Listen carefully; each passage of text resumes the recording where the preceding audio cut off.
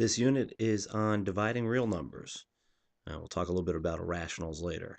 So how do we divide real numbers? Well, it's pretty easy.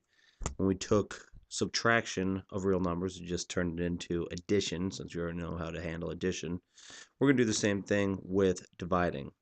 First things first, always turn the second part that you're dividing into a fraction, and then very simply, instead of dividing, change the division to a multiplication sign and flip the fraction upside down. That is it. Don't mess with the improper fraction. Don't have to turn it into a mixed number. None of that. So again, first part stays alone. Division becomes a multiplication. Second part flips upside down. If you want to see the fraction there, so you know you're multiplying across the top and the bottom. That's it. So to divide, we should multiply by what we call the reciprocal. And the one exception is that we cannot divide by 0. So as long as that number isn't 0, we're pretty much good to go. In case you're wondering what will happen when you try and divide by 0, I recommend you try it in your calculator. See what happens. So just take any old number, 4, 5, 20, whatever, and go forward, divided by 0. See what happens. So here's some practice. 16 divided by -4. 16 times 4 over -1 equals 64 over -1, which is just -64. -64 divided by -4. -64 times 1 over -4. And this cancels to 1, and this cancels to 16. The negatives cancel each other, and you get 16. -3/8 divided by 3/10 is -3 over 8 times 10 over 3. Cancel the 3 and the -3, get -1. Cancel 5 2s and 10, 4 2s and 8. Multiply across, we get -5 over 4. Notice we always like to put the negative on top. So we never write we never write 5 over -4. We always write -5 over 4. -2/5 times 1 over 18. There's 9 2's here. There's -1 2's here. Get -1 over 45. That is it. What about a problem like 1/3 divided over 2/3? And I've given it away a bit there. Well, whenever you see a fraction, you can always write that as a divided sign. So it's the same as saying 1/3 divided by 2/3. We know how to handle that. That's the same as 1/3 times 3 over 2. 3's cancel. We get 1/2.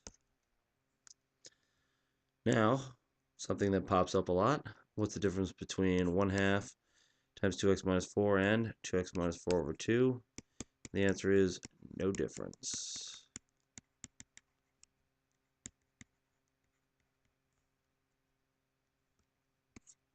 It's the exact same thing.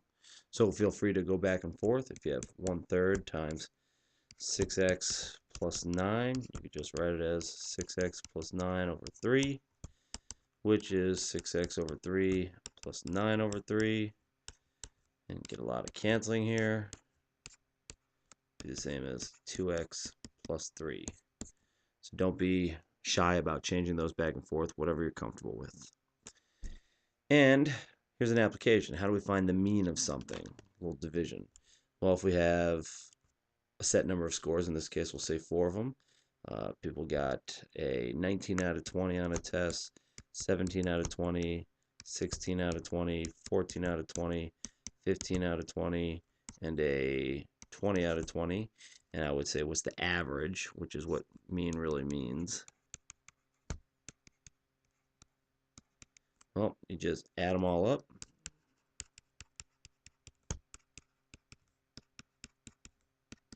Divide by however many of them are. There are 1, 2, 3, 4, 5, 6 of them. And in this case, I'm going to use a calculator that I have off to the side.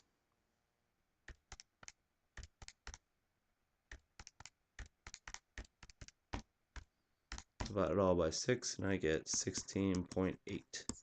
So the average score on that quiz was a 16.8 out of 20. good or bad, it's good to know so you can make adjustments. Yes, the students know what they're doing, move on, or no, they don't, go back and practice some more. Now, how do we find square roots? How do we compare certain real numbers?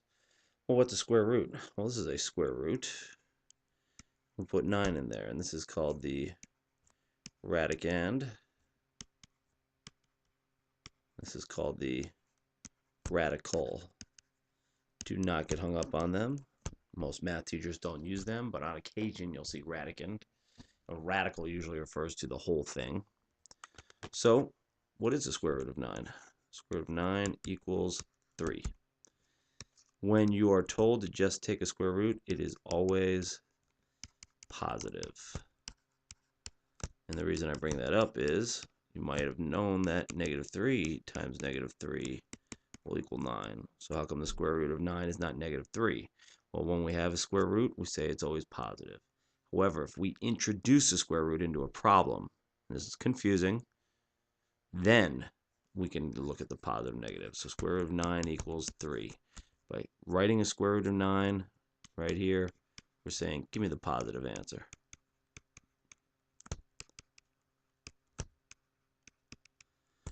By solving x squared equals 9, well, to do that, we take the square root of both sides. Now, we put the square root into the problem. So then we have to say it's plus or minus 3. We'll get lots of practice on that. It all depends on how the problem is set up, but it's just something to be aware of for the time being.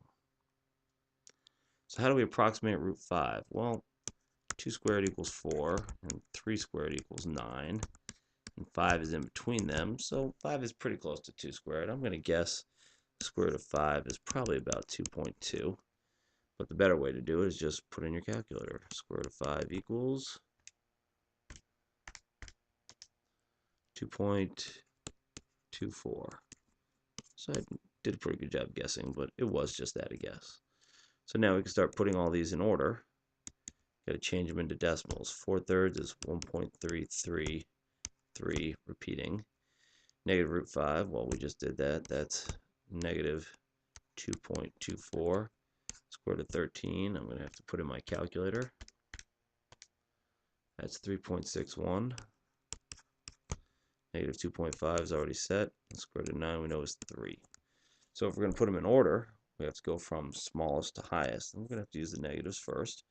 In this case, it's negative 2.5, and then it's negative square root of 5. Even though we know it's negative 2.24, we write it as the original number. Then the next biggest one is 4/3, and the next biggest one is square root of 9, and then finally square root of 13. So we've converted them all to an approximate decimal, and that way we can say which one's the biggest and which one's the smallest. Now that you know what a square root is, we can actually define real numbers. So we started with natural, and that was 1, 2, 3. We put that in a small box. Then we added 0, and that gave us the whole numbers. And put that in a slightly bigger box.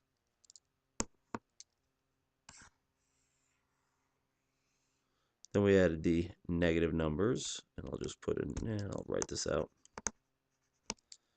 Negative numbers.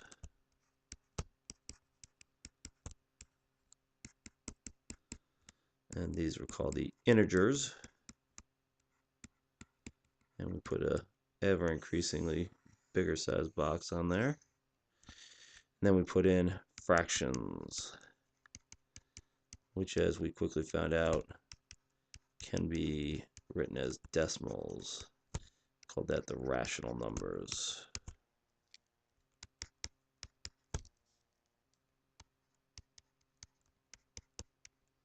We put a bigger box around that. And then we finally get real numbers. Real numbers are all of those plus irrational numbers. Things like the square root of 5, which goes on forever and ever and never ends, never repeats. Things like pi, e. These are all special numbers you'll learn more about later. And those are all the real numbers. You might ask yourself, well, what do I care about which numbers are which? It doesn't seem to make a difference. That's true, but you have to be very careful because later on there's actually something called imaginary numbers, which makes life even more confusing. Sometimes it helps us solve problems knowing which set of numbers we're working in. That's it. Good luck.